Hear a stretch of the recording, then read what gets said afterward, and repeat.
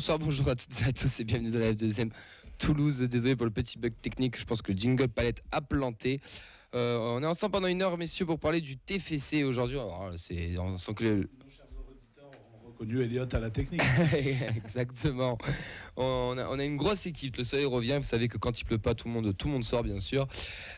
Autour de la table, beaucoup de monde. Du coup, en défense, on a la Dist. Comment il va, Yves? Ouais, ça va bien. On a Auxence, Nathan et Vincent au milieu de terrain pour la feuille de match. Comment ils vont, les gars? Ça va, au top. Nadal, c'était bien? Ah, c'était bien, ouais. C'était bien. Il faisait froid, mais c'était bien. Il va se plaindre en plus, putain, je crois pas. Très très bien, bonsoir à tous. Bonsoir, vu qu'il n'y a rien qui merde, je me prends de mon temps, je cherche ma vie. Je vais faire dédicace, ça mérite pas juste à mes collègues avec qui j'étais juste avant l'émission. Je leur fais un bisou s'ils m'écoutent. Voilà. Ça, c'est les Moritos qui ont parlé. Avec modération. Et c'est notre joker, il est là de plus en plus souvent. C'est Fred. Comment il va, Fred? Ben, ça va très bien. Fred, il a pas de casque aujourd'hui. Donc, Et non, ouais. je suis un free, quoi. Ouais, mais on va Sans essayer. protection, c'est fini, quoi. On va essayer de faire ça bien. Et à la technique, vous l'aurez reconnu, avec sa première activité, c'est Elliot. Comment il va, Elliot? Eh ben, ça va très bien, merci de me demander comment ça va. Qu'est-ce qui s'est passé, Elliot? Dis-nous tout. Alors, j'ai allumé le jingle Palette. intro, j'ai mis le jingle, le premier jingle, et en fait, ça a cessé de fonctionner. Même les autres jingles, ils marchaient plus, donc j'ai dû relancer jingle palette, et désolé pour le souci. Mais c'est pas grave, t'inquiète. Ça, on fera le montage. Merci de penser à moi, je m'ennuie le soir apparemment. Même Jingle Palette est en train de vous dire qu'il faut refaire des jingles, les gars. Ouais, c'est prévu. Au programme aujourd'hui, pas mal de petites choses, des news, pas mal de petites news, la nouvelle série, l'interview de Comoli, une petite, la nouveauté aussi là qui vient de tomber avec le rachat de Redbird, on en reviendra très rapidement dessus, nos internationaux, les résultats du centre de formation de la N3, dont on va parler un peu plus longuement des U17, et surtout en deuxième partie d'émission, on aura Romain Moriconi, désolé pour la prononciation, réalisateur des 2 premiers épisodes de la série Ultra Violet. Il va nous en dire un peu plus sur cette petite série qui a conquis pas mal de gens. Voilà, messieurs, pour cette émission. Vous pouvez bien sûr réagir sur le Twitter avec le hashtag F2M Toulouse ou sur le Facebook Live sur la feuille de match, sur notre page, ainsi que sur Radio Occitanie. Et on pourra ouvrir aussi les studios si vous voulez nous parler. S'il y en a qui ont vu le match des U17 et qui veulent appeler ou qui étaient présents, n'hésitez pas. On vous donnera le numéro après, oui.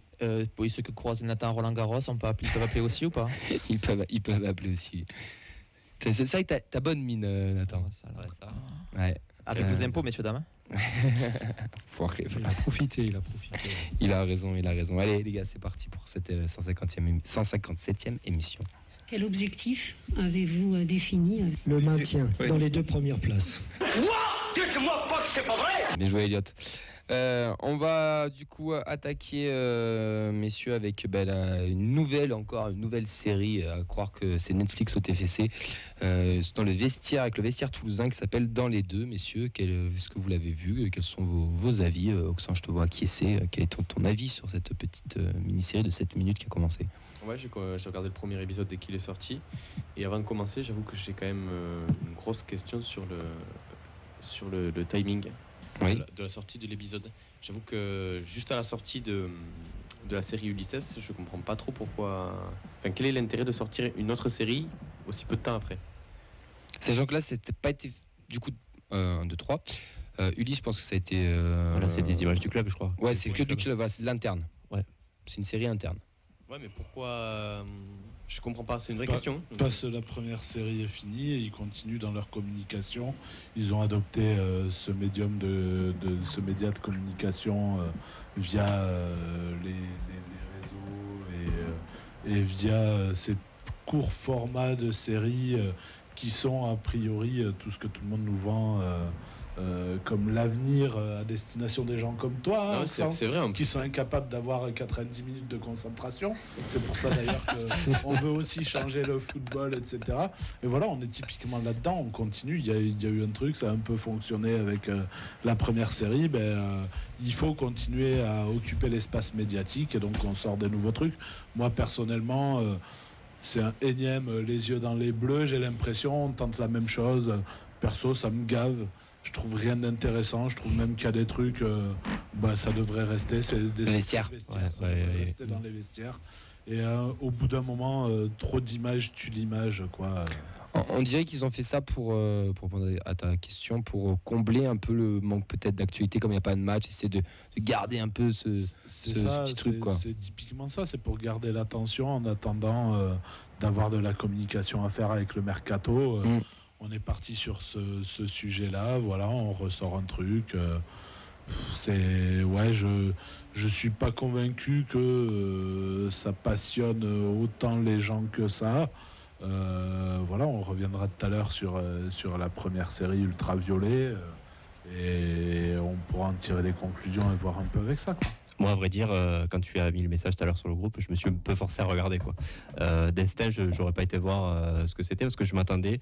En fait, quand j'ai vu ça, je m'attendais à ce résultat, quoi. Un truc où on n'apprend pas forcément grand-chose. Comme l'a dit, voilà, ils se sont axés sur la communication à fond. On a une vision un peu plus interne, voilà, avec des discours de coach, de Montagnier qui nous apportent pas non plus grand chose.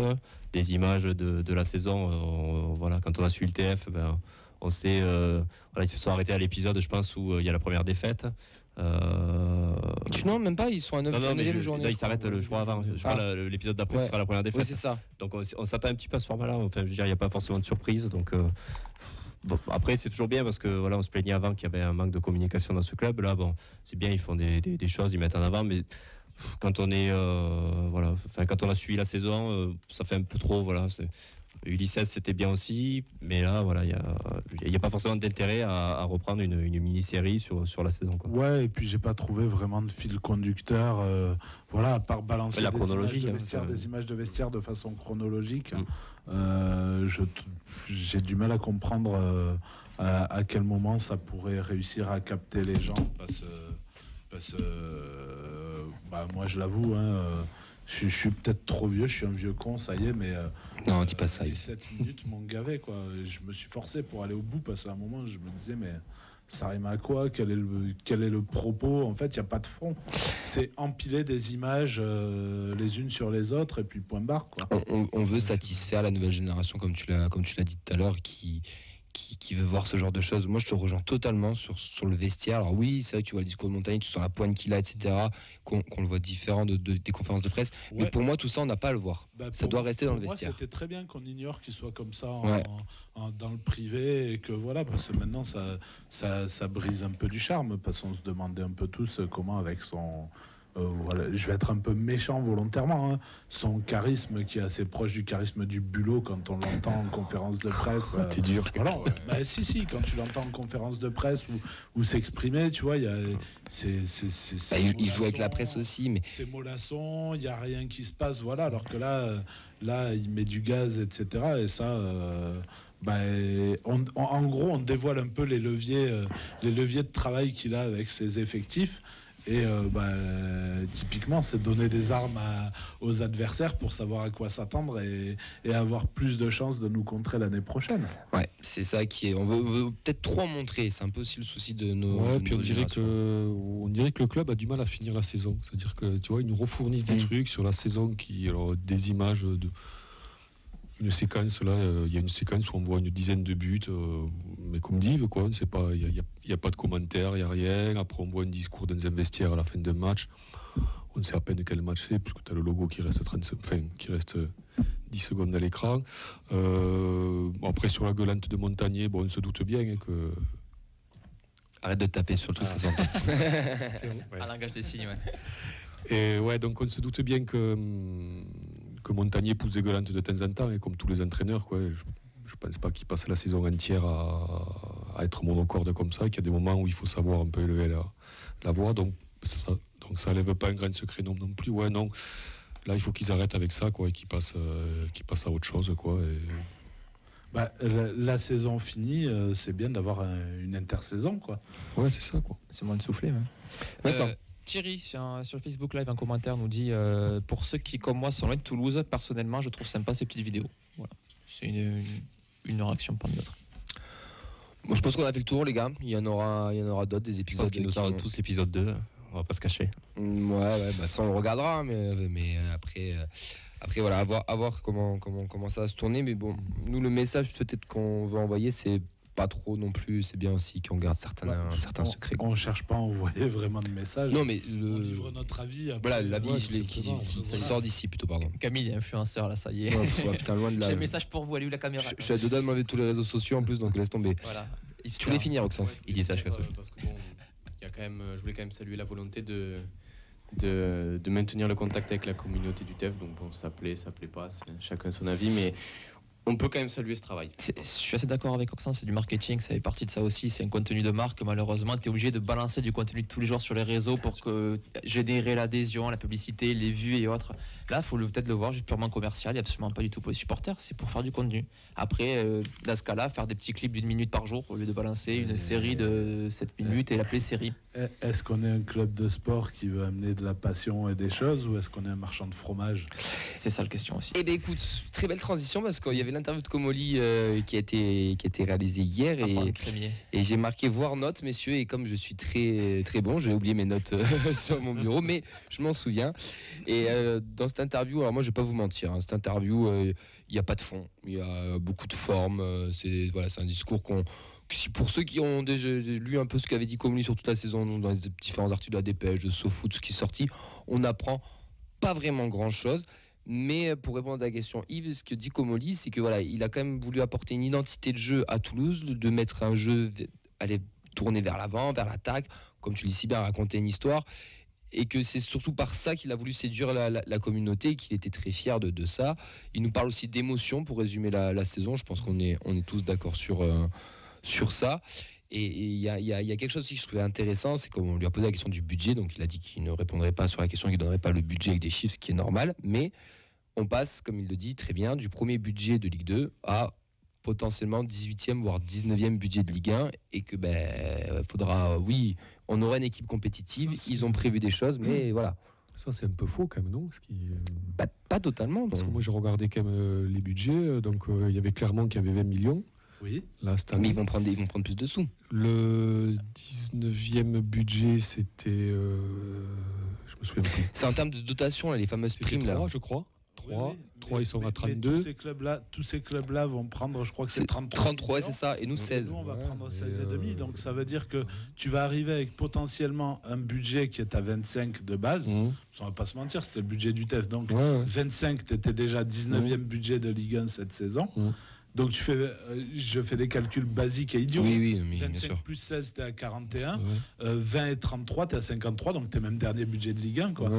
Après, derrière nous, t'auras Ajaccio et Auxerre qui avaient des budgets inférieurs aux nôtres en Ligue 1 et qui prendront 16,5 comme nous à la montée et qui se retrouveront. Et peut-être 2-3 clubs qui vont baisser le leur, quoi. Des clubs actuels de Ligue 1 qui vont le baisser. Par la force des choses. Pas beaucoup, puisque eux touchent tous 33 millions.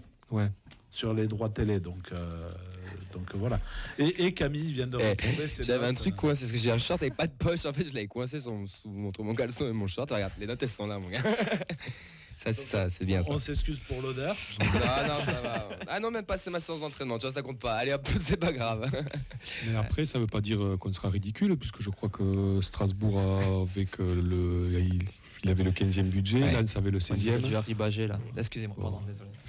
Oui, et Bordeaux avait le 6e. Le budget, ça veut rien dire. Saint-Étienne le 9e, je crois. Il faut savoir faire les choses intelligemment, c'est ce qu'il a dit le président, et c'est ce qu'ils font depuis le début. Et il y a une certaine crédibilité depuis qu'ils ont commencé. En fait, ça reste toujours plus facile de faire les choses intelligemment avec 300 millions de Exactement. qu'avec 22. Regarde, Paris, ils n'en font pas très intelligent. Si, il y a une phrase moi qui m'a marqué, que j'ai trouvé très intéressante. Tu l'as noté ? Oui, c'est qu'il a dit le but, c'est de pas de faire les meilleurs recrues, c'est de faire le moins d'erreurs possible. Et la nuance, c'est... Ça, c'est son leitmotiv. Ouais, mais je trouve ça intéressant. Il est toujours là-dessus, ne pas se tromper sur les recrues. Pour pas gaspiller de budget. Après, faire les meilleures recrues, on sait très bien que ce qui a été possible en Ligue 2 là, avec un Van Den Bomen, en Ligue 1, ça va devenir compliqué de recruter un joueur qui soit meilleur que Mbappé. Ou alors s'il le trouve, chapeau. S'il est lituanien, qui vient de Slovaquie en plus, laisse tomber. Mais j'ai du mal à croire qu'il y a un joueur aujourd'hui qui existe sur le marché qui est meilleur que Mbappé et dont personne n'a entendu parler. C'est sûr. On a Thierry toujours sur Facebook Live qui est à peu près de l'avis général, donc c'est pas son interview mais c'est toujours le même discours. concrètement. Mais écoute, moi je préfère qu'il sorte ce discours et qu'il travaille de son côté, qu'il ait des résultats comme il fait, plutôt que de grandes choses et qu'on n'ait pas de Après, ça résultats. fait 3 semaines qu'il aligne les interviews, donc après, au bout d'un moment, tu te tournes Et puis toujours la le même question. discours, c'est un peu rassurant, quoi. Si changeait d'avis C'est vrai sur aussi. les interviews, ça poserait Non, beaucoup après, sur plus de l'émotion, questions. moi j'avais. Donc il a parlé de l'émotion sur le terrain, Ouais. mais il a quand même dit aussi qu'en dehors du terrain, il n'y aurait pas d'émotion, quoi. C'est-à-dire que sur le mercato. Et moi, il a dit qu'il cherchait des joueurs créatifs quand même, parce qu'il voulait continuer à avoir cette qu'il dynamique de jeu. n'y aura pas d'émotion, c'est qu'il n'y aura pas de sentiment. Oui, Quoi. si C'est-à-dire tu dois que si tu partir, dois partir, tu pars. C'est que ça, on a si- compris, en ça. gros, il est en train de vous préparer à s'il y a 15 millions pour Van Den Boomen.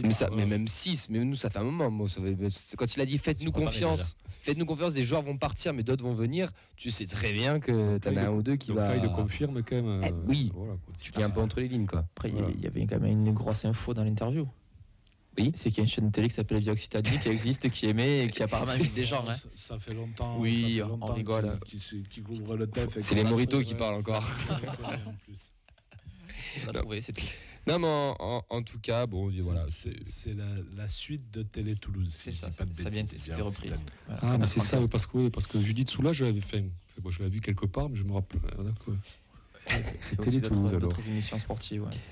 En tout cas, vous pouvez vous mettre le lien si vous voulez sous les commentaires pour ceux qui veulent. Vincent, je te donne un peu de taf, c'était pas prévu. Nous, on va enchaîner avec des news encore parce qu'on a les Toulousains qui sont pas en vacances. On a 6 internationaux qui ont des matchs, dont Nathan Goumou avec les Espoirs, donc qui va affronter la Serbie le 2 juin, l'Arménie le 6 juin et l'Ukraine le 9 juin. Il retrouve son pote Manu Koné d'ailleurs en sélection. Denis Genreau qui a été élu d'ailleurs meilleur espoir australien. Donc je trouve ça sympa pour lui, qui lui va affronter, alors là tenez-vous bien, la Jordanie le 1er juin et le 8 juin et ensuite les Émirats Arabes Unis pour les playoffs du mondial. Ça fait pas rêver, mais bon, il a quand même une petite Coupe du Monde au bout s'il le veut. C'est l'Occitanie, pardon. L'Océanie, pardon.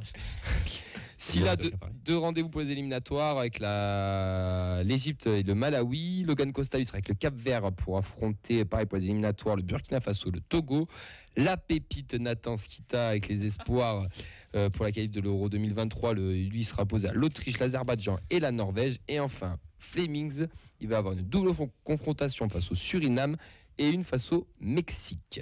Et pour nos auditeurs, merci de nous indiquer les contrôles de police où ça s'ouvre pour Vincent. Non mais c'est bien, t'as pensé à faire réviser les petits pour le bac de géo là. Avec Ouais, les c'est où se trouve le Suriname, les gars? Amérique latine. Bien. Côté de la Guyane. C'est Ouais. pas, rayon surgelé avec le poisson là. Et vous pouvez retrouver les matchs sur Via Océanie. D'ailleurs, on tient à le rappeler. Donc voilà pour nos internationaux, donc des joueurs qu'on retrouvera peut-être sûrement pas à la reprise, je pense, parce que la reprise c'est le 26 juin de mémoire ou le 25. Non, ils auront un peu de. Je pense qu'ils auront une semaine, ils auront sûrement une semaine ou deux de plus. Donc ne vous inquiétez pas si on voit pas si là, ça veut pas dire qu'il part forcément. Là, Jean Rose, au moins, il s'entraîne pas là. Là, on le voit, il est sur les plages, il est sur les. Et c'est vrai qu'il était avec Van Den Boomen, mais pourtant il était avec ça. C'est peut-être qu'il a eu 2-3 jours de repos. Bon bref. La N3. Tu veux le faire ou je le fais, Nathan? Ouais, je le fais. Allez, vas-y, dis-nous qu'est-ce qu'ils ont fait la N3. Alors la N3 a perdu, mais ils n'avaient plus grand-chose à jouer. Donc ils ont perdu 4-2 avec beaucoup du 19.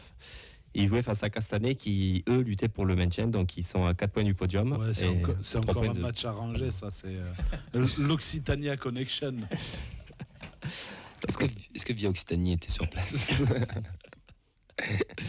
Donc le dernier match sera samedi prochain à Pêche-David face à Agde, donc qui est second mais qui n'a plus rien à jouer aussi. Donc ce sera un match un peu entre deux équipes qui n'ont rien à jouer. Donc, ouais, si vous voulez voir un peu les 19 du club, il faut aller à Pêche-David samedi prochain. Donc la sensation du week-end, c'est pour les U17. Donc ils sont allés manger leurs collègues U19. Ils sont imposés 4-1 face au PSG. Lors de la demi-finale de play-off, et ils retrouveront les U17 d'Ajaccio en finale à Saint-Quentin le 4 juin. Donc il y a eu les vidéos des buts qui ont tourné, donc c'était en plus des super buts. Non, il n'y a pas enfin le match était toi t'as vu le match sur la chaîne de la FFF, j'ai regardé le match, il n'y a pas eu de match. Il n'y a pas eu de match. En fait, même le but du PSG est à moitié une escroquerie parce que si le latéral gauche, excusez-moi les noms, je ne vais pas m'y aventurer parce que j'aime pas. C'est arabe, je crois. Si je dis pas ouais, c'est ça. C'est quelque chose comme ça, mais je voulais pas écorcher son nom. Donc voilà, s'il se claque pas sur le retour, je doute que le but du PSG soit inscrit. Et derrière, par contre, les buts toulousains, il y en a 3 sur les 4 qui sont vraiment, vraiment magnifiques. Et puis, enfin, je sais pas dans quel état étaient les U17 du PSG pour jouer ce match-là, mais on avait l'impression qu'ils étaient cramés de chez cramés et qu'il n'y avait plus d'essence dans le moteur du tout. Et ils ont fait illusion pendant les 10 premières minutes et derrière ça a été complètement à sens unique puisqu'il y a rapidement 3-0 et ça ou de 40 avant la mi-temps, je crois, le troisième. Il y a 3-0 déjà, ouais. donc voilà, en 10 minutes il y a le 2-0 quasiment et le troisième vient rapidement derrière et on sentait que voilà, on a cru un sursaut sur ce but marqué dès la reprise en fait avec la blessure du latéral toulousain. Mais derrière, la rencontre a été survolée et le 4-1, avec le but en lucarne là, le magnifique. Absolument pas volé. Il y a quelques joueurs qui ont montré des choses intéressantes. Après, je veux pas dire que c'était bon ou quoi, parce qu'en face, ça a été tellement mauvais et tellement léger que dur d'étalonner les choses, même si c'est une demi-finale de championnat de France. Voilà, avoir la finale contre Ajaccio avec deux équipes qui auront à peu près le même état de fraîcheur physique, parce qu'il ne faut pas oublier que les U17 du PSG ont pas mal de compétitions en plus, puisque une grosse partie joue la Youth League aussi, donc voilà, c'était un peu compliqué pour eux. Peut-être la chaleur aussi qui avait l'air de faire sacrément mal aux organismes, parce que même côté toulousain, on va pas se mentir, ça n'a pas été un rythme phénoménal, mais c'était vraiment loin au-dessus.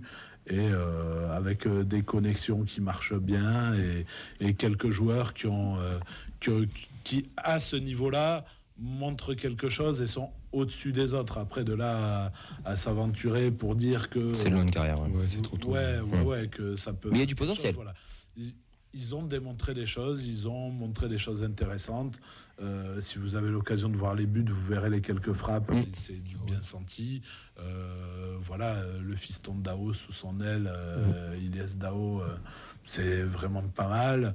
Il y a un peu Camara aussi qui joue un peu meneur de jeu, électron libre. C'est très intéressant. En gros, toute la ligne d'attaque, c'est très fort. Derrière, j'ai senti que c'était un peu plus fébrile, un peu moins posé, mais devant, il y a vraiment quelque chose. Et un 6 au milieu de terrain, là, l'Arabie. l'Arabie, un truc comme ça, Noah, quelque chose comme ça. Ouais, voilà, je suis désolé, hein, j'ai pas les noms en tête, mais qui, voilà, avec une sérénité, un calme. Par contre, ce qui est impressionnant, c'est qu'on a quasiment que des petits gabarits. Enfin, moi, j'avais l'impression que c'était des U14. Ça change. Des U14 face aux U17. En fait. Ouais, c'est vrai, ça. Tellement les gabarits étaient différents. Et plus technique, du coup, plus fort techniquement, alors. Très fort techniquement, ça jouait vraiment au ballon. Et puis ça sentait le jeu, ça sentait les coups, quoi, des appels, des ouvertures. Voilà, des choses vraiment pas mal. Noah Lamadi. Voilà, Lamadi, exact. Fred, t'as vu le match, d'accord, avec un petit peu, tu m'as dit, donc j'ai vu un petit peu, ouais, fait bon déjà, les trois derniers buts, moi je trouve qu'ils sont splendides, et puis ça monte en beauté, voilà, le dernier il est magnifique, mais ceux d'avant sont très beaux aussi. Moi j'ai trouvé que c'était des buts pleins de spontanéité pour cet âge-là, franchement, des frappes, tu te poses pas de questions. Paris, faible. Alors après, je crois qu'il y a l'Euro U17 là, en ce moment. Alors je sais pas si il manquait un joueur au PSG, mais il manquait aussi un joueur au TFC. A priori, si j'ai bien suivi les commentaires des journalistes, parce que une finale Toulouse-Ajaccio, c'est un peu inédit quand même, quoi. Enfin, ça rappelle la Ligue 2, non, un peu, ouais. c'est la saison qui est sous ce signe-là. Ouais. J'espère que ça sera pour nous pour cette fois-ci. Et après, je crois que Paris, j'ai pas vu le match en entier, mais est-ce qu'il y a le frère d'Mbappé? Bien sûr, il a joué tout le match. Ouais. Il était en 6, il a joué tout le match, mais voilà, ça. Tout le monde n'est pas Kylian. Non, c'est sûr que c'est après. Lui, il va se le traîner toute sa vie. Après, il y a que des bons joueurs il y a des bons joueurs aussi au PSG, mais on les a vraiment sentis cramés, quoi. Leur ligne d'attaque, là, il y a deux mecs qui ont l'air très très forts, mais au bout de 10 minutes, ils n'avaient plus rien dans les chaussettes. Alors, après, c'est vrai. Moi, les quelques minutes que j'ai vues, moi, J'étais bien déçu moi je pensais que le PSG, ça proposait autre chose, quoi. Ouais, mais du niveau général. Peut-être qu'on les a écrasés aussi, comme tu le disais, tout simplement. Enfin, peut-être qu'on était plus fort. Même côté toulousain, c'était. Ça peinait, c'était compliqué. On sentait que c'était dur. Alors, est-ce que c'était la première grosse chaleur C'est possible, hein. Après, la pelouse n'était pas top. Voilà. Ouais, c'était un synthétique, mais un synthétique. Les premières générations. Où le terrain Bristaton est en même état. Oui, première génération. À chaque pas, tu vois des gerbes de débris de pneus qui volent. Le terrain, quand le ballon rebondit, il devient noir, quoi. Donc non, le terrain n'a pas l'air fantastique non plus. Et puis on sait que, enfin, pour ceux qui ont joué sur ces terrains-là, on sait qu'avec la chaleur, c'est horrible. C'est un enfer. Ah, c'est une horreur, ça je te le confirme. En tout cas, cette génération, en début de saison, on en avait parlé, je ne sais pas si vous vous rappelez, quand on avait reçu la Binoc, on avait dit qu'il y avait une belle petite génération. Ça se confirme. Ils l'ont confirmé toute l'année. Maintenant, il faut aller au bout et remporter le trophée. Parce qu'un trophée, même chez des U17, ça reste un championnat de France. Et ça peut être intéressant pour eux. Et garder la tête froide, quoi, pour les saisons qui suivent. Et à suivre après, avec les U19, la Gambardella. Non, mais les jeunes ont fait une très bonne saison à tous les niveaux. Parce que les U19 ont sauté face aux U19 du PSG où il n'y a pas eu de match. Mais enfin, les U19 du PSG, je rappelle qu'il y a quand même des mecs qui ont plus que eu des bouts de match carrément même. Il y a des Edouard Michu, des gens comme ça. Donc, puis voilà, même le niveau. Et qui joue la Youth League aussi. La Youth League, les U17 sont en finale, les U16 ont terminé premier, les U15 premier, les U14 premier avec, je crois, un but encaissé aussi. T'as des U13, ça marche aussi. Bon, après, on va pas aller plus bas, mais ça marche, la formation marche et c'est important. Maintenant, il faut essayer de concrétiser tout ça. On est en statistique le 5e centre de formation de France. Ligue 1, Ligue 2 confondu. C'est vrai. Donc voilà, après, ça implique pas que les résultats sportifs, mais il y a une grosse partie sur les résultats sportifs et sur la capacité à jouer dans les meilleures ligues. Et voilà, le problème, il reste celui qui était, c'est qu'on a l'impression que là, on commence à avoir des mecs qui arrivent à passer le cap au sein du club. Et à confirmer et à continuer. Laissez-les grandir quand même. C'est ça, confirmer, à continuer. Et a priori, c'est dans les volontés de Redbird, puisqu'on a vu leur développement du réseau de scouts, etc. Et que, ils ont même augmenté le budget des centres de formation. Et puis leur choix, ça a été redit là justement dans certaines petites émissions ultraviolets, etc. Que l'un des premiers critères qui les avait poussés à choisir le TFC, c'était son centre de formation. Ouais. Écoute, que ça dure. On va terminer, Nathan, et après on va enchaîner avec les féminines du coup. Alors les U19, elles ont terminé la phase élite avec une défaite donc 2-1 face au PSG. Donc elles finissent 5e avec 7 points, tandis que Lyon termine premier avec 28 points. La R2 n'a pas joué parce qu'elle est championne, on l'avait dit la semaine dernière, face à Colomiers, elle a obtenu son titre. Et la R1 joue ce week-end pour le premier match de barrage face à l'AS Mazères. Qui se trouve en Nouvelle-Aquitaine et non en Ariège, messieurs. Il y a 2 Mazères alors. C'était Mazères sans S celui-là. Ah je sais pas. Hein. On me balance des noms comme ça, on me demande pas. Alors Mazères sans S, c'est peut-être moi qui l'ai recopié. J'ai peut-être fait tout simplement une faute aussi, on va pas se mentir. Mais c'était en Nouvelle-Aquitaine, ce n'est pas en Ariège. Donc je tiens à le préciser, on s'excuse pour la semaine dernière, tout simplement. Donc le match le 5 juin, le retour le 12 juin, et on en a parlé la semaine dernière avec Alex. J'en profite pour remettre un petit coup de pub. Il y a le tournoi des Indians qui est encore ouvert avec les inscriptions, c'est 5 € par personne. Donc ça sera au virage Bristaton, au stade Bristaton, au stadium normalement, et au terrain, oui, parce que le stade, c'est vrai qu'on sait au stadium, au terrain Bristaton, soyons précis, tu as raison. Sur les terrains annexes. Et normalement, il y aura le retour des barrages à côté qui devrait se faire. Pour les gens qui connaissent, c'est le terrain qui est le plus proche du parking supporter. Exactement. Et le rachat, c'est pas une énorme info, mais a priori tous les médias italiens et les médias ont l'air de s'accorder sur le fait que ça y est, Redbird aurait racheté 70% du Milan AC. Donc à voir. Donc Zlatan au TFC l'année prochaine. À la fin. Olivier Giroud. Olivier Giroud, je préfère. Après retraite, ça peut être sympa, là, Giroud, Zlatan. C'est pour 6 mois, non? Ouais, mais bon, tu sais, juste pour un spécifique attaquant, ça peut toujours. Un spécifique attaquant pour y aller avec Giroud, c'est pas mal, hein. Ouais, c'est vrai aussi.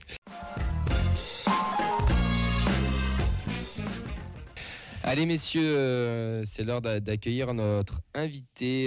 Bonsoir, Romain. Bonsoir. Bonsoir, Romain, et merci d'avoir accepté notre invitation. Merci à vous pour l'invitation, surtout.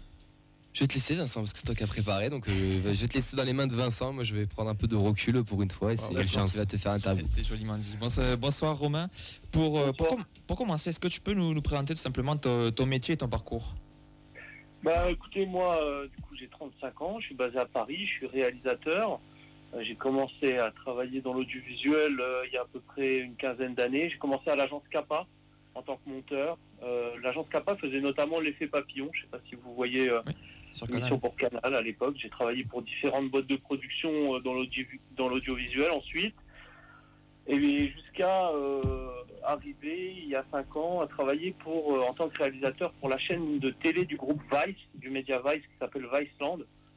Parce que en fait le style un peu de documentaire et ce qu'il proposait me parlait bien et moi je cherchais un petit peu à me renouveler et du coup voilà.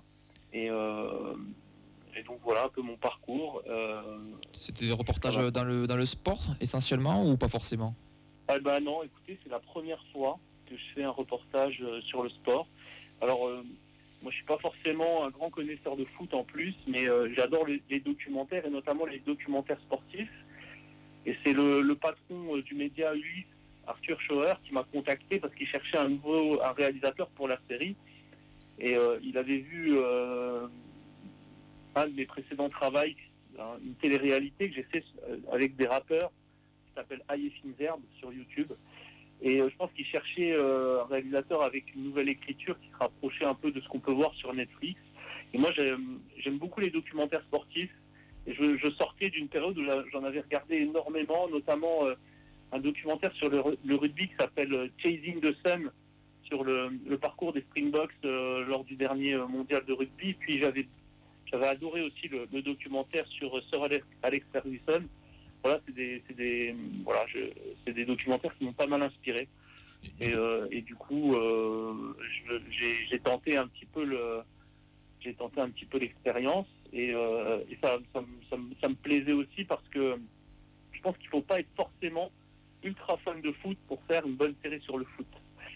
C'est bizarre de dire ça, mais du coup, je me suis attaché aussi à raconter un peu des histoires humaines dans les 2 premiers épisodes et pour ça, j'espère que ça s'est ressenti un peu, quoi. Alors, non, c'est pas forcément bizarre en fait, parce que bien souvent on parle beaucoup mieux des sujets qu'on ne connaît pas parce qu'on les aborde d'une façon neutre et neuve et ça rend une lecture un peu plus intéressante pour ceux qui connaissent en fait souvent. Je suis d'accord. Moi, j'ai vraiment approché le club et l'histoire du club comme un novice, quoi, vraiment, en essayant de poser des fois des questions bêtes et méchantes et en essayant vraiment de m'approprier un peu les choses. Et je pense que je partage complètement ce point de vue-là. Je pense que c'est justement, quand on fait un documentaire ou un reportage, on essaie c'est un mot que j'aime pas trop, mais vulgariser les choses, mais des fois on oublie de rester un peu simple. Pour cette simplicité, elle permet aussi parfois d'aller à l'essentiel et de parler d'autres choses. Et les choses importantes, c'est la passion des gens, c'est les émotions que les gens y ressentent et qui partagent. Et ça, c'est vrai que on sort un peu de l'aspect un peu technique, quoi. Mais pour moi, les belles histoires, elles se racontent comme ça.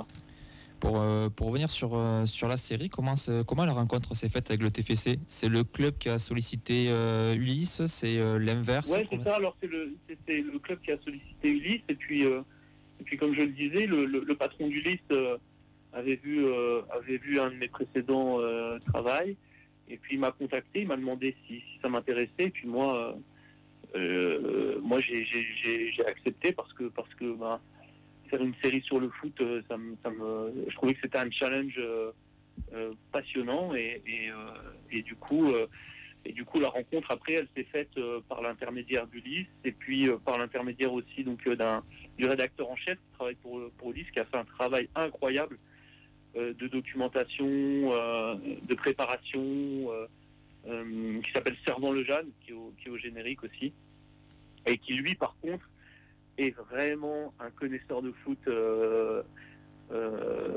assez pointu et c'était une très belle rencontre parce que j'ai été accueilli on a été accueilli par le club et par les membres du staff d'une manière assez incroyable. Vraiment, c'était une très belle expérience autant sur le plan professionnel que sur le plan humain aussi, quoi. Et sans trahir de secret, parce que forcément il y a des choses qui ne peuvent pas sortir, mais la commande du club, en fait, quand ils sont venus, en fait, toi, quand on t'a vendu le projet de réaliser quelque chose autour du TFC, l'axe de travail, l'axe directeur, c'était quoi? C'était juste faire quelque chose autour du TEF et carte libre, carte blanche, ou il y avait déjà des axes de direction dans lesquels le club souhaitait travailler et souhaitait axer cet outil de communication, en fait? J'avoue que je pense que l'axe de travail, c'était de raconter ce moment un peu important du club, parce qu'on n'est pas arrivé en début de saison, on est arrivé un petit peu un peu après la mi-saison. C'était de raconter éventuellement la montée du club et c'était aussi, je pense, de raconter un petit peu le nouveau projet qui existe au TFC, ce nouveau projet qui est arrivé avec Damien Comolli, le staff de Damien Comolli, et de raconter. Mais on a été assez, très honnêtement. C'est quand même c'est de la communication du club, mais on a eu quand même une liberté assez bonne, quoi. Enfin, ça s'est fait vraiment en bonne intelligence et les membres du club ont été vraiment assez ouverts à la discussion. Il y avait une vraie volonté de transparence et de sincérité sur le partage de la vision. Du projet et donc ça a été assez facile de travailler, quoi. D'accord. En fait, moi, ça vient dans ce que je défends depuis des années, que les clubs de foot comme Toulouse, leur moyen de se démarquer et de fidéliser un public, c'est de raconter des histoires aux gens, parce qu'on sait très bien que les trophées, ce sera très compliqué d'aller les chercher, et on a l'impression que c'était vraiment la mission qui t'a été confiée, et qu'en fait le club avait ce projet, a vendu ce projet, mais après a su se mettre en retrait pour vous laisser justement raconter cette histoire de façon neutre et sans avoir un parti pris qui fasse trop communication d'entreprise, en fait. Moi, en tout cas, ce que j'ai compris aussi, c'est que je pense, mais ça j'ai compris en rencontrant Damien Comolli, c'est que il y avait une vraie attente autour. Je connaissais pas forcément l'histoire du club. J'ai compris les difficultés qu'avait traversé le club ces dernières années, l'attente qu'il y avait autour de la montée, et puis du nouveau projet aussi porté par Damien Comolli et son staff. Et c'est vrai que ça m'a passionné, parce que quand j'ai rencontré Comolli, j'ai compris pas mal de choses, notamment l'importance de la vision que porte le président d'un club. Qui doit se retrouver à un moment donné à toutes les échelles du fonctionnement du club. C'est-à-dire en interne, en staff, autour aussi, c'est-à-dire au niveau des supporters. Et je pense qu'il y avait cette volonté de transparence aussi, parce que la série, elle a un peu aidé à partager cette vision aussi et à faire comprendre aux supporters, et c'est très important, quel était le vrai projet et quel sens il avait. Je trouvais que, je pense que cette série, elle est un peu unique en son genre, parce qu'après je me suis renseigné, c'est vrai que c'est rare de voir une série comme ça pour un club de foot dans de la com interne. Je pense, j'espère qu'elle a porté ses fruits et qu'elle a permis ça. Moi, j'ai vraiment une anecdote incroyable, c'est l'épisode 2. Je me suis retrouvé dans le stade et puis la série, l'épisode 1 a été projeté sur les écrans du stade, et là j'ai ressenti un truc incroyable, quoi, parce que les supporters, c'était sur l'écran juste au-dessus de la tribune du virage Brice. Du virage Brice, exactement. Et les supporters m'ont applaudi, et c'était franchement, j'ai vécu vraiment des moments incroyables. Je suis content de faire ce métier-là pour ces moments-là, parce que c'est vrai que c'est vraiment une belle aventure humaine que j'ai vécue, et je pense que c'est aussi lié. Je sais pas si je l'aurais vécu dans un autre club comme ça. Je pense que c'est vachement lié aussi à la mentalité des gens, à l'accueil qu'on nous a réservé. Et puis j'ai trouvé qu'il y avait quelque chose de très sain qui était partagé par tout le monde, quoi. Il y avait vraiment cette envie, après l'envie des supporters et du staff de monter, je pense que c'est quelque chose que tous les clubs partagent, mais je sais pas, j'ai trouvé qu'il y avait vraiment quelque chose de déterminé chez les gens, et au fur et à mesure des matchs, il y avait de plus en plus de monde, dans les stades et tout. Enfin, il y a un truc crescendo qui s'est passé aussi, en même temps que la série, en même temps que tout ça, et puis ça termine sur la montée. C'est vraiment une belle histoire. Et la genèse de la série, en fait, l'organisation, tu sais, je vais employer des termes un peu du jargon, la trame narrative de la série, elle a été écrite en amont ou c'est quelque chose qui s'est développé au fur et à mesure parce que on a tous eu cette sensation que parfois entre certains épisodes, il n'y avait pas forcément de lien ni de fil directeur et que hormis cette volonté de raconter une histoire autour du Toulouse FC, il n'y avait pas de lien et de connexion logique entre eux. Ça a été écrit comment? Est-ce qu'il y avait est-ce que ça a été un peu scénarisé ou ça a été vraiment fait au fil de l'eau en fonction de l'évolution des choses? Au début, on est obligé d'écrire une trame narrative. Peu importe le projet qu'on fait, on a quand même des points sur lesquels il faut qu'on s'arrête. Et puis, l'évolution d'une série en cours de saison, elle est aussi déterminée par les résultats sportifs. Et on aurait écrit une toute autre histoire si jamais il y avait eu d'autres résultats. Il se trouve que là... Voilà, et je pense qu'il y avait des volontés fortes de parler de la stratégie du club, il y avait quand même des points sur lesquels, il fallait aussi qu'on s'arrête pour expliquer la data. On savait qu'on allait parler du centre de formation, on savait qu'on allait parler, de certains joueurs aussi, des recrutements qui avaient été faits. Mais oui, tout ça avait quand même été un peu pensé en amont. Et puis après, lorsqu'on se confronte au réel, on essaye de s'adapter d'une semaine à l'autre, d'un tournage à l'autre, on rajoute des choses, on enlève des choses. On a essayé quand même de raconter quelque chose qui se suit quand même. C'est vrai que quand on fait un documentaire sur le sport, c'est quand même assez conditionné par les résultats. Mais voilà, je ne sais pas comment vous l'avez ressenti, parce que moi, ça m'intéresse de savoir comment vous l'avez perçu un peu ça. Moi, de mon côté, j'ai trouvé qu'en fait, alors peut-être que c'est lié aussi, parce qu'a priori, toi, tu as réalisé les 2 premiers épisodes, c'est ça? Oui, c'est ça. Et après, c'est quelqu'un d'autre qui a pris la suite. Parce qu'en fait, on sent qu'il y a des blocs où c'est cohérent. Et après, en fait, si tu veux, les 2 premiers sont cohérents. Le 3e, si je dis pas de bêtises, c'est le portrait d'Anthony Rouault. Non, c'est le 2e, le portrait d'Anthony. Ah, c'est le 2e. Ah oui, alors donc non, mais c'est même pas ça. Moi, j'ai réalisé le 1er et le 2e. Ouais, donc c'est entre le 1er et le 2e, j'ai eu du mal à comprendre l'articulation, tu vois, de passer de cette généralité sur le jeu, sur le projet, etc., au focus sur un seul joueur d'un coup, où c'était... j'arrivais pas à saisir... Mais en fait, Anthony Rouault, c'était aussi une manière de parler un peu de la région. D'accord. Du centre de formation, et c'était aussi une manière un peu de contextualiser un peu le TFC dans une région, avec un joueur qui porte un petit peu le terroir, la région, le centre de formation. C'est aussi une manière d'aborder le centre de formation.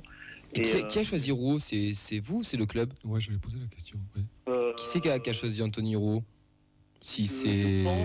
Je pense que... Pas un secret. Je pense que ça s'est fait un peu naturellement, en fait. On cherchait... on cherchait des axes narratifs pour les épisodes, et on savait qu'on voulait parler de la région, on savait qu'on voulait parler du centre de formation. Et il incarnait tout donc, ça. Le club nous a orientés vers 2 profils.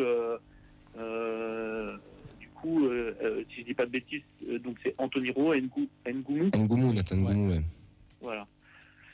Il se retrouve aussi dans un autre épisode. Après, on a essayé de composer un peu aussi avec ce que les gens nous livraient aussi. Et parfois, des fois, on pense qu'on va raconter un truc, et puis des fois, en interview, les gens nous amènent autre part. Après, on essaye un petit peu de... Mais on a quand même des axes, des axes narratifs qu'on essaie d'établir en amont.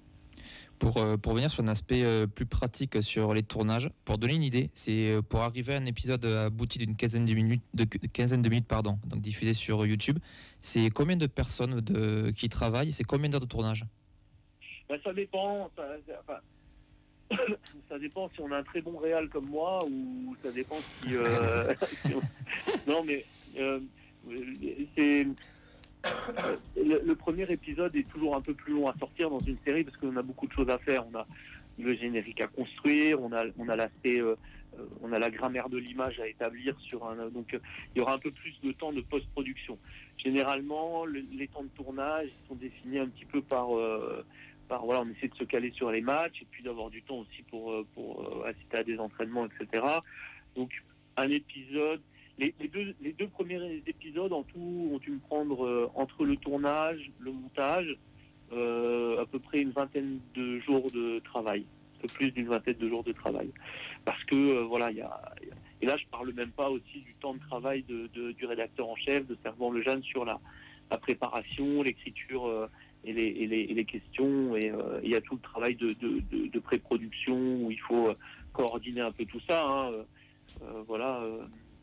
Les plannings de chacun, quand est-ce qu'on peut aller interviewer un tel, donc tout ça, voilà, donc ça représente quand même beaucoup de travail. Il y a une volonté de la part donc de Ulysse ou du TFC ou même de toi, d'autres réalisateurs qui ont travaillé dessus, de faire une suite, de continuer à suivre le club la saison prochaine en Ligue 1? Moi, je trouve que ça serait une belle histoire à raconter. Après, ça dépend pas de moi aujourd'hui. Moi, en tout cas, demain on vient me voir pour refaire quelque chose sur le TFC, j'arrête tout ce que je fais et je signe tout de suite parce que je vous dis, ça a été tellement une belle expérience et une belle histoire que du coup oui, ça me donne envie de continuer à retravailler avec le club, avec Ulysse et pourquoi pas une suite, mais ça je parle que en mon nom et je ne suis pas le maître des clés sur cette décision-là. Donc je ne peux pas vous dire s'il y a une volonté de faire une suite. Je pense qu'il y aurait un intérêt. Mais c'est vrai que c'est un petit peu compliqué parce que là, c'est vrai qu'on raconte une vraie réussite. Lorsque les résultats sont pas là, et je ne pense pas que ce qui va arriver, mais... Ouais, fais gaffe quand même. Comment ? Fais gaffe quand même, va pas nous porter la poisse. Mais ce que je veux dire en fait, c'est que voilà, c'est aussi un pari risqué. Et c'est vrai qu'après, on peut amorcer quelque chose. Et voilà. Mais bon, moi, je pense que de mon point de vue, en tant que spectateur même, j'adorerais avoir une suite. Et si, au niveau des résultats, ça avait foiré, ouais. Comment ça se passait là? Tu rompais le contrat, comment ça se... Ah non, je pense pas, parce que je pense qu'il y a toujours, même dans une défaite, il y a des choses à apprendre et il y a des choses à dire. Et je pense que... Et le reportage serait sorti, tu penses? Bah, ça, je peux pas... On le saura jamais. je peux pas le savoir. Je me dis qu'à partir du moment où on lance la machine, on trouve toujours quelque chose à raconter. Après, c'est vrai que voilà, c'est aussi de la communication. Moi, je pense qu'il y aurait eu un intérêt à le faire. Mais c'est vrai que la décision ne m'aurait pas... ne me serait pas revenu à moi. Et puis ça a commencé à sortir, rien n'était fait encore. Les résultats n'étaient pas encore entérinés. Par contre, moi, ce que je retiens, ce que j'aime bien, c'est et ce qui me fait beaucoup plaisir, c'est ton approche. Au départ, tu nous as dit que tu n'étais pas forcément un fan de foot à la base, etc. Et que la sensation que tu donnes à la fin, c'est que aujourd'hui, il y a un lien qui s'est créé à fréquenter le club, ses supporters, etc. Il y a un lien qui s'est créé avec le club de Toulouse, en fait. C'est la sensation que ça donne. Je pense qu'on ne peut pas passer par le club de Toulouse sans ressentir quelque chose vraiment. C'est qu'ils ont réussi leur mission aussi, du coup. Comment ? C'est qu'ils ont réussi leur mission quelque part dans la communication. C'est de susciter l'adhésion comme ça du nouveau public. Bah ouais, mais vraiment, en plus de ça, c'est vraiment que tous les gens que j'ai croisés dans le club, et même les gens de la communication, sont fanatiques du club. Pas juste un job pour eux, quoi. ils vivent l'aventure, ils vivent le foot, ils vivent le club. C'est toute leur vie, vraiment. Ils sont. Et quand tu as des gens autant passionnés par un club, la plupart viennent de Toulouse, sont fans du TFC avant d'avoir été recrutés. Tu peux pas rester indifférent. Tu as envie de partager ça avec eux. Donc moi maintenant je suis complètement fan du TFC. Est-ce que tu vas t'abonner du coup là? Bien sûr, je vais même déménager à Toulouse. Mais tu ne crois pas si bien dire, et ce que tu viens de dire là, ça explique aussi pour les gens qui sont scandalisés par ce qui a pu se passer sur le terrain à Saint-Étienne, etc., la douleur, le malheur et les réactions épidermiques que peut révéler un échec, et on va pas le nier, hein, les mêmes gens que tu as trouvé très sympas, etc., l'année où on descend, il y a eu des échauffourées en tribune, etc., face à la direction, parce que les gens sont vraiment... c'est presque pire qu'une relation amoureuse, parce que c'est une relation amoureuse qui, malgré les échecs, continue. Et voilà, et ça permet aux gens de prendre conscience en fait que quand on dit oh mais arrête, c'est que du foot, non, c'est pas que du foot. Ah non, mais ça on s'en rend compte vraiment. On s'en rend compte vraiment lorsqu'on rentre dans ce milieu-là, quoi. Lorsqu'on passe la barrière et qu'on arrive à avoir un peu une vue d'ensemble entre le président, le staff, les joueurs, l'entraîneur et les supporters. Il y a quelque chose de très humain, quoi. Cette passion-là, elle est vraiment épidermique, quoi. Il y a une énergie qui passe, qui est folle. J'ai adoré, moi, parler au speaker Pierre Rivalan. Ouais, voilà, Pierre-Emmanuel Ribaillan. Ouais. La manière dont il parle du foot, il cite Cyrano de Bergerac, il cite les Quatre Mousquetaires, Edmond Rostand. Voilà, il y a les gens, ils mettent toute leur âme, quoi, parfois dans un club. C'est fou, quoi, mais ça, on peut pas rester indifférent à ça. Et effectivement, moi, je suis pas totalement reparti indemne de cette expérience. Vraiment, le TFC, maintenant, je regarde toutes les semaines les résultats. Maintenant, la saison est terminée, mais je pense que je vais continuer à suivre aussi leur progression en Ligue 1. Et j'espère qu'elle sera belle parce que les supporters sont formidables. Écoute, on peut même te proposer que si tu viens dans la région, nous on t'invite même à passer un match avec nous en tribune. Ah avec grand plaisir. Avec grand plaisir. Invitation lancée, acceptée. Parfait. On reste en contact alors. Ah mais carrément. Par contre, faudra chanter. Hein. Ah, il n'y a pas de problème. Je suis panto. Oh, pas que. D'accord. Non, pour terminer, peut-être une dernière question. Quel est le moment que vous allez garder de cette expérience? Un moment phare? Un moment phare, c'est... Moi, le moment qui m'a fait le plus frissonner, c'est la fin de l'épisode 2, quand Roux il donne son maillot à un supporter qui traverse la pelouse et qui se fait prendre par les stadiers. Ouais, par les stadiers. Et j'ai trouvé, parce qu'on parlait de ça, de la transmission. C'est quoi la transmission dans le football? Et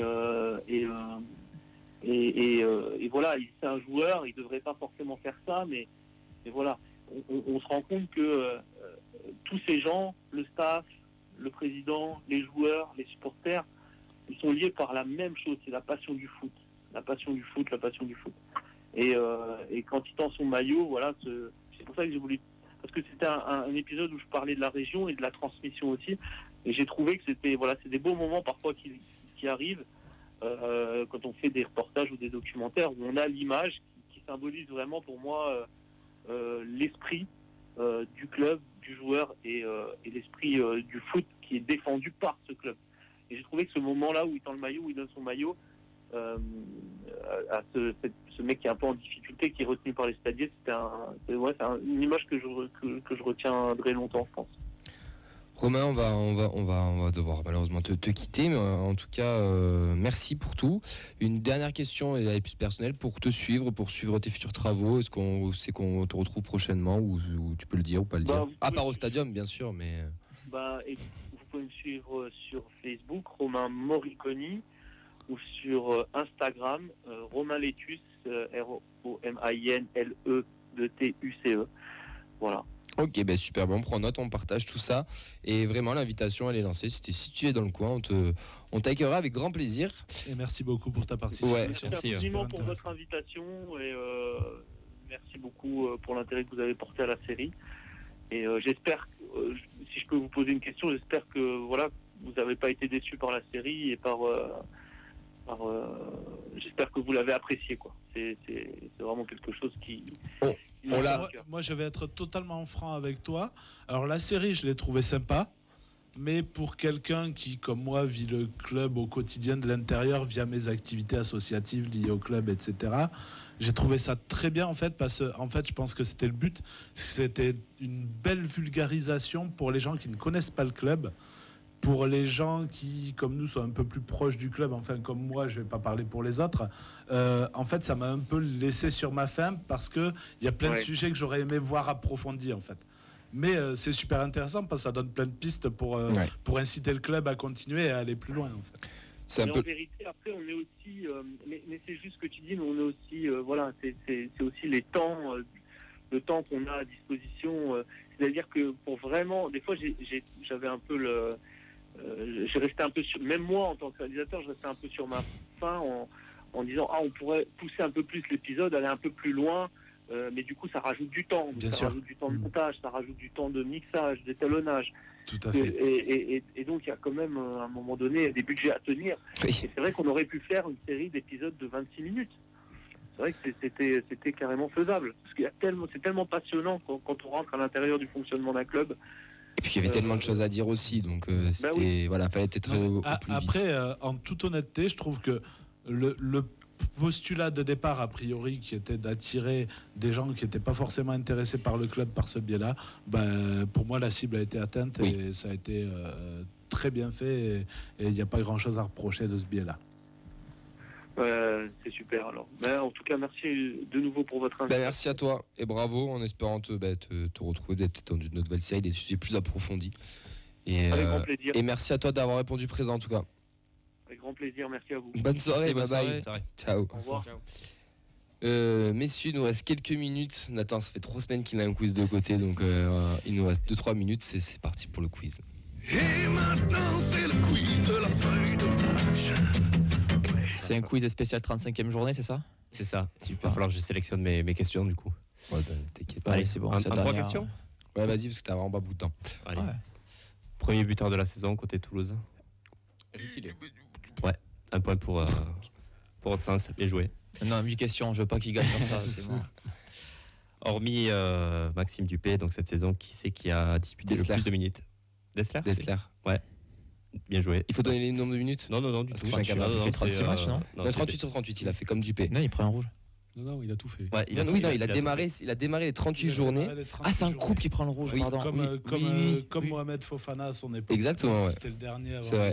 Et il est talonné par VDB à quelques minutes près. Voilà. Du coup, je sais pas, ça va être la dernière question. Vas-y, allez. Allez. Tu en as encore 2. Allez, 2. Du coup, sur les 10 dernières saisons en Ligue 1, donc combien de champions de Ligue 2 se sont maintenus la saison d'après? 3. 8. Ouais, 6. 4. Non. 5. Toujours pas ça. 6. Tous les faire là? 9. 2. Non plus. 10. Non. 2. 3. Non, vous l'avez pas dit, je crois. 5. Non, 1, 2, plus. 3, 4, 5, 6, 7, 8. Ouais, 7. Combien? C'est 7. Ah oui, c'est 7. À l'exception de Metz, 3 et Nancy, du coup, voilà. C'est quand même de bon augure. Ça va, c'est que des clubs du très au nord, donc on ne pas suivre la... Allez, question bonus, et on a un vainqueur sur ça. À qui on fait coucou dans l'ascenseur? Au PMR? Non, à Metz. Non. À Bordeaux. Voilà, et à Pascal. Voilà. Oh, C'était ça la question. gratuit, mon c'était gars. C'est totalement gratuit. Le queen de la feuille de match est terminé. Oh yeah. Je refuse de faire le montage. Pour la peine, je parle sur le jingle. Et Oh, c'est pas grave. Ça restera comme ça. Allez les gars, merci à tous, merci Fred, merci Nathan, Yves, Auxence, Vincent et Elliot à la technique. On se retrouve mardi prochain pour une nouvelle émission. On n'est pas encore en vacances, bientôt. On va le plus tard possible grâce aux féminines. Exactement, c'est exactement ça. On va essayer de concocter quelque chose avec elle. On vous tient au courant. Vous retrouvez bien sûr les émissions sur les réseaux dès demain, Spotify ainsi que YouTube et toute la communication. Enfin, Vincent gère de ça du main de maître. On vous souhaite à toutes et tous une belle et bonne soirée et pensez à faire vos impôts. Bisous. Ciao, ciao. Ciao, ciao.